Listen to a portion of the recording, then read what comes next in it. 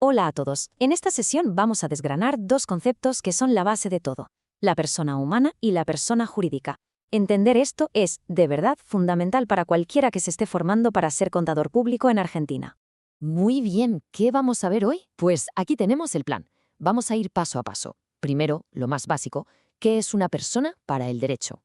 Luego nos metemos de lleno en la persona humana, después en la jurídica. Veremos cómo se aplica esto en las sociedades y en las entidades sin ánimo de lucro. Y por supuesto, terminaremos con esos puntos clave que siempre caen en el examen.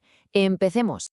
Vale, para arrancar, lo primero es lo primero. Tenemos que entender que para el derecho no todos los sujetos son iguales. Hay, digamos, dos grandes equipos, dos categorías principales que pueden tener derechos y obligaciones. Y creedme, de esta primera división nace todo lo que veremos después.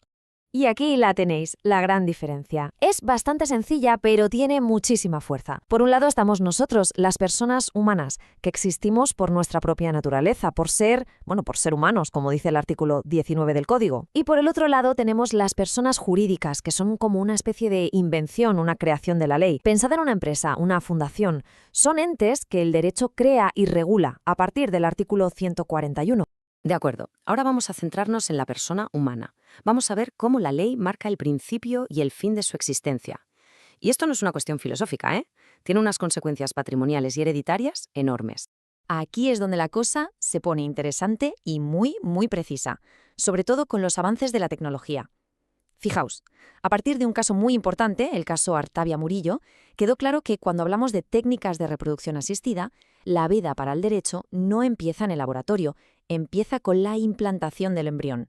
Ojo con este detalle porque es un clásico de examen, no es la creación in vitro, es la implantación. Claro, a veces es imposible saber el día exacto de la concepción. Entonces, ¿qué hace la ley? Pues tira de una presunción, una solución muy práctica. Establece un periodo, una ventana de tiempo que va desde los 300 hasta los 180 días antes del nacimiento. Y diréis, ¿y esto para qué sirve? Pues para todo. Es crucial para determinar la filiación, para saber si alguien tiene derecho a una herencia o incluso para establecer la obligación de pagar una pensión alimenticia antes del nacimiento. Esto es muy importante. Desde el momento de la concepción, esa futura persona ya es un sujeto de derecho. Ya puede, por ejemplo, heredar bienes o recibir una donación. Pero, y aquí está la clave, todos esos derechos están como en suspenso. Dependen de una condición: nacer con vida. Si, por desgracia, no nace con vida, la ley hace borrón y cuenta nueva, es como si esa persona nunca hubiese existido y esos derechos nunca se hubieran adquirido. Ahora hablemos del final de la existencia, o mejor dicho, de la incertidumbre. Cuando alguien desaparece, la ley no actúa de golpe, lo hace en dos fases. Primero, la ausencia simple, donde se nombra a un curador para que administre los bienes. Pero si la cosa se alarga o las circunstancias son graves, se pasa a la segunda fase, la declaración de fallecimiento presunto. Para un futuro contador, entender esta transición es vital. De ello depende cómo se gestiona un patrimonio y cuándo se abre una sucesión. Y llegamos a una figura muy particular, la conmoriencia. Suena complicado, pero la idea es simple y tiene un impacto brutal en las herencias. Pensemos en el ejemplo típico, un matrimonio sin hijos que muere en un accidente de tráfico. Si no podemos saber quién murió un segundo antes que el otro, la ley zanja la cuestión, presume que murieron a la vez. Y la consecuencia es tremenda, ninguno hereda del otro.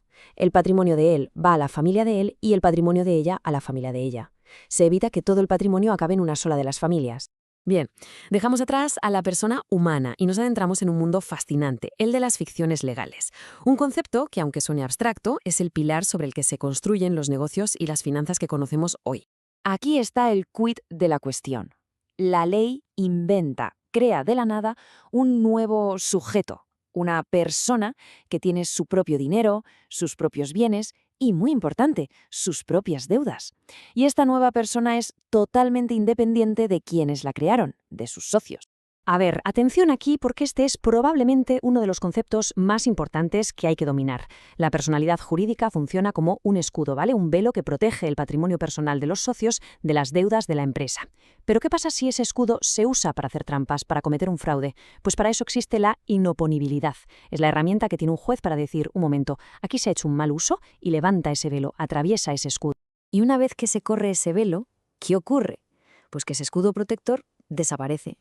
Y los actos fraudulentos ya no son de la sociedad, No, ahora se le atribuyen directamente a las personas de carne y hueso que estaban detrás, a los socios o administradores que lo permitieron. Y la consecuencia de esto es tremenda. Al levantar el velo, la responsabilidad de esos socios o administradores se convierte en solidaria e ilimitada. Y esto en la práctica significa que tienen que responder con todo lo que tienen, con su casa, su coche, con su patrimonio personal, para pagar las deudas de la empresa.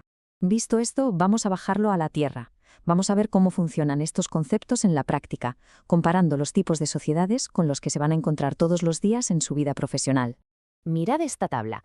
Es básicamente la chuleta perfecta para asesorar a un cliente. Aquí podemos ver de un vistazo las diferencias entre los 3 tipos de sociedad más habituales: la sociedad de responsabilidad limitada, la anónima, y la más moderna, la sociedad por acciones simplificada. No hay una mejor que otra, ¿eh? La elección correcta siempre va a depender de lo que busque el cliente. ¿Cuánto riesgo quiere asumir? ¿Cómo de compleja quiere que sea la administración? ¿Necesita agilidad?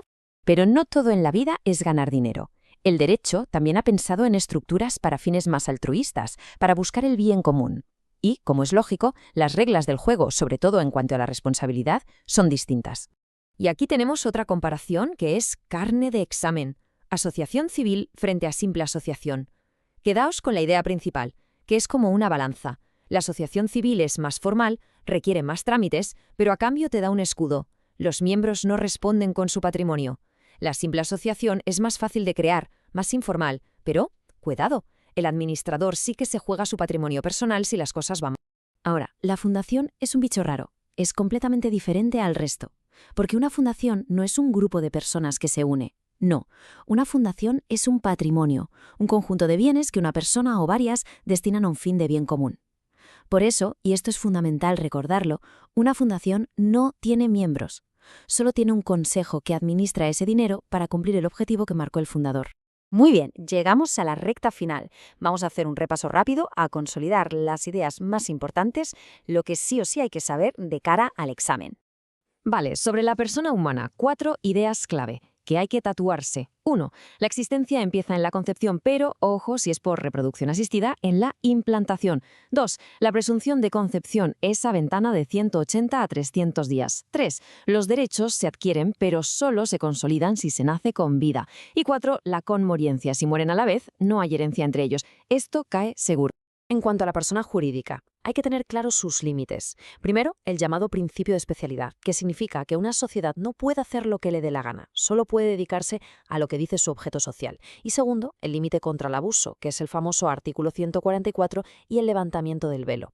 Y un último detalle, no es lo mismo la responsabilidad de un administrador en el Código Civil y Comercial que en la Ley General de Sociedades. Hay matices importantes. Y para terminar, un consejo. No basta con saberse cada figura por separado, hay que saber compararlas, entender por qué elegir una SRL y no una SA, o qué diferencia en la práctica una asociación civil de una simple asociación, o por qué una fundación no se parece a nada de lo anterior. Eso es lo que demuestra un dominio real de la materia. Así que, como hemos visto, el concepto de persona no es algo estático, grabado en piedra. Es una herramienta que el derecho usa para organizar la sociedad. Y esto nos deja con una pregunta fascinante para el futuro. Ahora que hablamos de inteligencias artificiales, de organizaciones autónomas en blockchain, ¿qué nuevas clases de personas tendrá que inventar el derecho para poder regular estos nuevos desafíos? Ahí lo dejo.